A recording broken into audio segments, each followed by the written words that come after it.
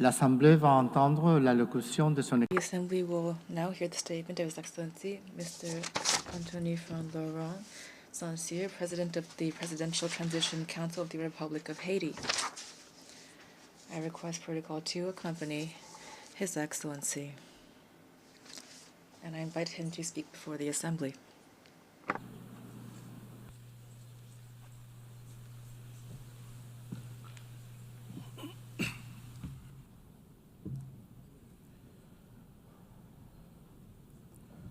Madame la Présidente de la... Madam President of the General Assembly, Secretary General, distinguished heads of state and government, distinguished heads of delegation, distinguished delegates, it's with a sense of gravity and a great deal of hope that I convey the voice of Haiti and the greetings of a dignified and resilient people, which, despite hardships, is claiming for itself and for all of humanity 3 universal promises: development, respect for human dignity, and peace. Peace, which is now an absolute imperative for the Haitian people. On behalf of this people, Madam President, I would like to warmly congratulate you on your election as President of this Assembly. I also would like to thank Secretary General Antonio Guterres for his unwavering commitment to our organization and his constant and multifaceted support for the Republic of Haiti. Ladies and gentlemen, the theme of this session, Better Together, 80 Years and More for Peace, Development, and Human Rights, honors the outstanding work carried out over the past decades. It also recalls the importance of remaining unified and resilient in the face of the unprecedented crises threatening the future of the planet, as well as international peace and security. Today, hunger is threatening millions of lives. Armed conflicts are multiplying and extreme poverty is deepening, causing forced migrations that jeopardize international stability and that put the solidarity between nations to the test. In addition to these challenges, we also are dealing with climate change, a rise of terrorism, mass atrocities, transnational crime, the erosion of human rights, and disinformation. We cannot turn a blind eye to the urgent need to strengthen our healthcare systems, to ensure a just energy transition, and to promote gender equality and youth inclusion. These issues require us, the world leaders, to shoulder our responsibility to build a UN that is better adapted to the challenges of today and the hopes of tomorrow. We must ensure that all of our actions, including technological breakthroughs such as artificial intelligence, foster peace, development, and human dignity. Ladies and gentlemen, just a 4-hour plane ride from here, a human tragedy is unfolding, one of the most devastating of our hemisphere. Every day, innocent lives are extinguished by bullets, fire, fear. Entire neighborhoods are disappearing, forcing more than 1 million people into internal exile and annihilating memories, investment, and infrastructure. Thousands of children have been deprived of their fundamental right to education. Thousands of young people are condemned to despair. Hundreds of women and girls have been raped, and they will forever carry the scars of this violence in their bodies and souls. Almost half of the population is facing acute food insecurity. The healthcare system is collapsing. Hospitals are being vandalized, burned, or forced to shut down. Doctors are fleeing. Lives are being lost due to a lack of treatment. Even the treatment for persons living with HIV and tuberculosis is under threat. This is the face of Haiti today, a country at war, a modern-day Guernica, a human tragedy at the doorstep of America, only a 4-hour flight from here. It's important to say this. Haiti is experiencing war, a war between criminals that want to impose violence as their social order and a population, an unarmed population that is fighting for human dignity and freedom. The response must be firm and determined. Today, the international community must stand alongside Haiti and take large-scale measures, not half steps.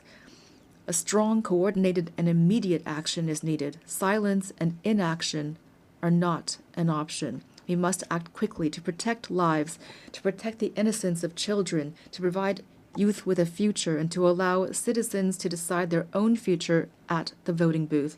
Every minute lost means human lives sacrificed and an erosion of democracy.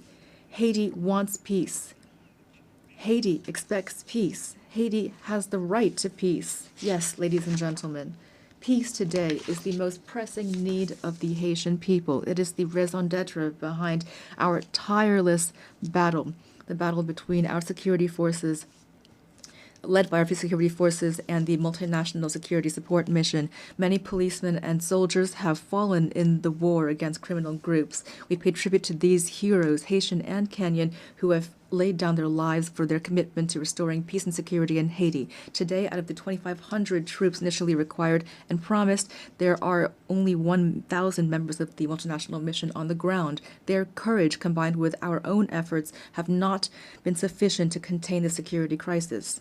And yet we have increased by 40% the budget for our security forces. We've recruited new members. We have strengthened our troops and acquired more material and equipment. We must face the reality. Haiti is at the epicenter of an unprecedented regional threat. Powerful and heavily armed criminal networks are trying to destabilize our country and take over the economies of our entire common space. The new front lines of this battle are in our country, in Haiti. If we lose this battle on our soil, it will be futile to try to contain it in the rest of the region. That is why we must show the same determination, the same resolve, and the same unity that we showed in the fight against terrorism. Haiti could never overcome this challenge single-handedly. Today, it is crucial to mobilize a strong force with a clear mandate and with adequate material, logistical, and financial resources. In this regard, the lessons of the MMS and recommendations of Haitian experts must be taken into account. We also need heightened international cooperation based on intelligence sharing and on rigorous border control to curb the flow of arms, ammunition, drugs, and financing toward these gangs. Peace cannot be restored unless our regional partners take concrete measures to ensure their territories do not serve as a starting point or a transit hub for this kind of trafficking. Approaches that failed yesterday will not save Haiti today. It is critical to listen to the voice of the Haitian people, to try new solutions that are stronger and more adapted to the realities on the ground. In this regard, we fully support the efforts made to transform the multinational security support mission. We also call for solidarity from the entire international community, especially for the commitment of members of the Security Council for a vote in favor of the resolution establishing a gang suppression force. That is why I would like to express on behalf of the Haitian people my profound gratitude to the United States and to Panama for this initiative, the implementation of which will mark a turning point in our fight against insecurity, which is suffocating our nation. I thank the administration of President Trump for the efforts made to provide support and resources in our common fight against the gangs, these enemies that are threatening both Haiti and the entire region. Today, the complexity of the Haitian crisis cannot serve as a pretext for endless talk, for drawn-out negotiations, or for stalemates caused by geopolitical considerations. Every day that we hesitate, criminal groups benefit. We urgently need to be proactive, to transcend divisions, to act together, to promote the values that bring us together, peace and human dignity. Haiti would welcome the holding of a high-level meeting to overcome obstacles and to make tangible progress. In this regard, we welcome the countries of the region and thank them for their constant support, especially through declarations in various regional organizations, including the Organization of American States and CARICOM. We appreciate their support and advocacy with partners in the Security Council for a real solution to the security crisis in Haiti. We also pay tribute to all of those states which during previous crises stood by our side and express the hope to be able to count once again on their commitment. Together, we can and we must resolve this crisis which has lasted for too long already. 12 million women, men, and children are expecting this of us. Ladies and gentlemen, the Presidential Transition Council was born of a political consensus that stemmed from intense negotiations between the nation's political parties. This council, establishment which was supported by various international partners and facilitated by leaders of CARICOM, has a clear agenda which centers on holding free and credible elections. I repeat, free and credible elections. Despite the many challenges caused by the security crisis, the electoral process, for which the PTC and the government have shown real political will, has made real headway. The Provisional Electoral Council, has already identified more than 85% of the voting centers, mobilized more than 70% of the elections personnel, and national financing to the tune of $65 million is guaranteed. The Presidential Transition Council is working closely with the MMS, the OAS, CARICOM, and BNU to ensure free, transparent, and inclusive elections reflecting the sovereign will of the Haitian people and guaranteeing the full and effective participation of young people, women, people with disabilities, and marginalized groups. To ensure productive political cooperation, constant efforts are being made and will continue to expand dialogue with the various political parties to strengthen consensus and to prevent a power vacuum which would be fatal for democracy and stability. The Haitian people must be able to choose its own leaders. The state wants credible elections. Our greatest challenge remains restoring security.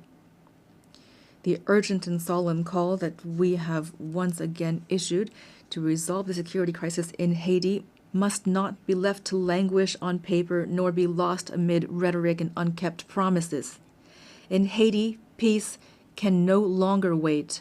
Ladies and gentlemen, the transitional period does not allow us to launch all of the major structural reforms the country needs, but the humanitarian crisis we are currently experiencing must be overcome. To this day, the Haitian state has provided 72% of emergency assistance for IDPs and is assisting families to relocate. We are profoundly grateful to our international partners that have assisted us in the humanitarian response, and we are keenly interested in the promising initiatives put forward by those which, like the Association of Caribbean States, have chosen to join our effort. But our strategy is not limited to immediate assistance. We must move from assistance to investment. To this end, the government is determined to develop two major economic hubs, the Great North and the Great South, based on strategic sectors such as agro-industry, textiles, renewable energy, tourism, and services. Haiti will continue to count on its key partners to weather this difficult period and to relaunch its economy. We call for their support through the establishment of concrete mechanisms such as the renewal of the Hope Help Law or launching urban renovation projects which will allow us to create jobs, to put an end to the humanitarian impasse, and to reduce migration and pressure on Haitians in the region. Ladies and gentlemen, 2025 marks the bicentennial of the order forcing Haiti to pay a ransom for recognizing its own independence. We call for reparations, not out of bitterness or vengefulness, but out of a desire for justice and truth. We noted with satisfaction the statement by the French presidency recognizing the need to open spaces for dialogue and historic truth, as well as the resolution of June 5, 2025 of the French National Assembly recognizing the injustice of this ransom. Haiti has established a National Reparations and Restitution Committee. We call for this progress to be accompanied by concrete action. France, which is the cradle of human rights, today has the opportunity to write a new chapter in its history with Haiti by honoring the ideals of freedom, equality, and fraternity that unite us.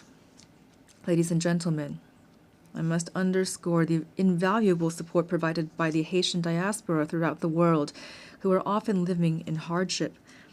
Whether in America, in Europe, in Africa, or elsewhere, the millions of Haitians living abroad contribute to the development of Haiti. We are undergoing a multidimensional crisis, and we call for patience and understanding from our partners and friends so that our nationals are always treated with respect and dignity. Behind every migrant there is a face, a family, a history, and a contribution to be made to their new country of residence. Haiti reaffirms its commitment to dialogue and to bilateral cooperation in the spirit of neighborliness and mutual respect to identify balanced and long-term solutions to Haiti's problems.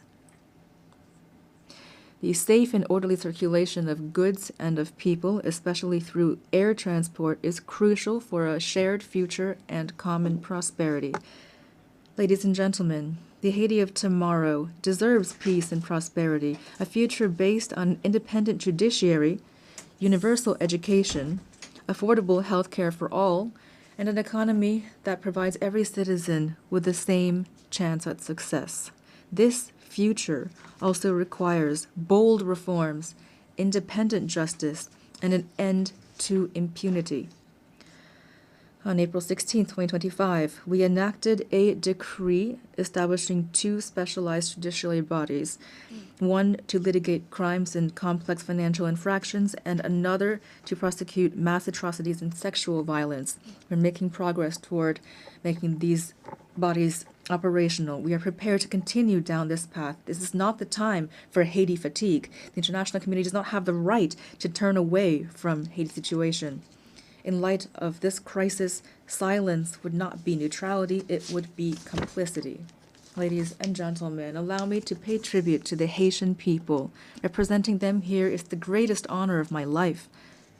Beyond my functions as president of the Presidential Transition Council of Haiti, I am a real, active Haitian citizen with a profound love for my homeland, a land of freedom and dignity, a land of courage and talent. Haiti is not a nation that has given up. We are a great people, a people that stands together, men and women who have sacrificed for their homeland and for humanity. Haiti is not a playground for armed criminals, but rather it is a nation on its feet, comprised of dignified, resilient families who every day, despite terrible adversity, are fighting for a better future. I pay tribute to my fellow countrymen and women who are, without a doubt, among the most resilient people on earth. They deserve better. Giving them new hope is my only mission, and that is why now I call upon you to stand side by side with Haiti. We must build peace in Haiti, for the Caribbean, for the Americas, for all of humanity. Thank you.